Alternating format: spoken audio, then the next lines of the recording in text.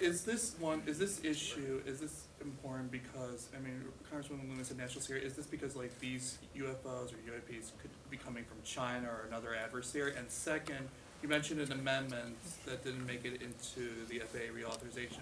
So you said the intel community blocked it. Did they go to, like, what was behind that? Did they go to the Rules Committee and say, no, do not put this amendment in the FAA reauthorization? Right. I'll answer the last one first. It's a good question. We're not really sure. I was told the intelligence community blocked it, and then I was told that the intelligence committee blocked it. And it depends on who you talk to. I think that's your all's jobs as reporters to find out what the hell's going on with this stuff, because y'all need to start asking tough questions, and you need to start looking at people's financial disclosures as well, because the groups that probably have control of this obviously are well heeled in this. And your first question was if China or Russia. If Russia owned it, they wouldn't be battling in Ukraine. It'd be over. Putin's ego, it wouldn't have happened. China, they would control us. Even they pretty much do now, but even more so. So that goes back to my original premise. It's either something that's extraterrestrial or something that we have in our skunk works that we are reverse engineering. Because with this technology, when you see the Tic Tac videos and listen to the pilots, it defies all of our laws of physics. The human body would not be able to withstand the pressure from this thing. It's beyond belief, and some other stuff. And that's why I wish they would release everything that I've seen, because the American public would say, why are you covering this up? I guess you could say, why are they still covering up Kennedy, the Kennedy assassination? There's nothing there. I mean, it's been over 50 years. Everybody's dead. This is about power. It's about control. It's about money. It's about greed and corruption, and that's what runs this country right now, and that's a disgrace. Yeah, Tim, can I add something Sorry, to that? Jerry. Go ahead. So, again, I think the overarching question that we're really asking is, why are they overclassifying this, and why aren't they being transparent?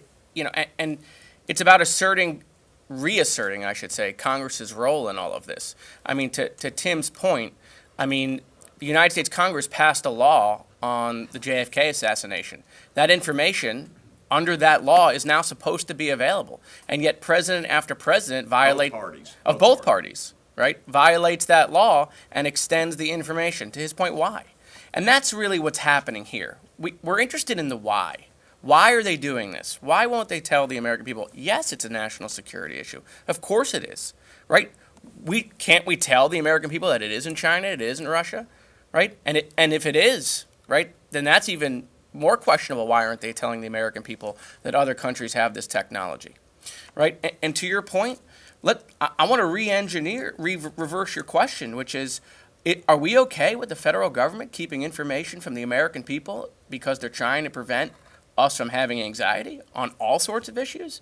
I mean, if they can do it here, what else are we going to give them authority to not tell the American people because they're interested in controlling and keeping us in a bubble? I mean, that's a scary thought, that they don't trust us, that the universe is a big place.